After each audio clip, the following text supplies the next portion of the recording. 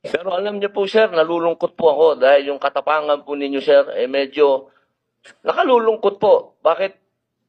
Napakatanda na po ni former President, sir. Ako naman po, tagahanga ninyo sa pagka matapang ninyo, sir, pero napakatanda na po ni former President. At alam naman po natin, sir, na lumaban yan sa komunista. Alam niyo yan, sir. Sana naging konting ano lang po tayo ba?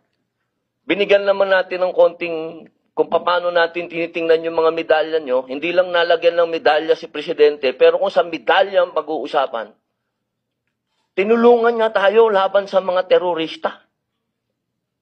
Yun lamang po, sir. Sana napakasakit isipin. Ito pong bagay na ito, parang pati itong ambassador natin. Ano po ba talaga ang ito po ba talagang operation para may aalis dito ang ating dating pangulo? Kanino po ba? Kasi kami pinupuwersa kami lahat ng mga supporter ni Digong na i-contempt po kayo. Pero hindi po namin ginagawa.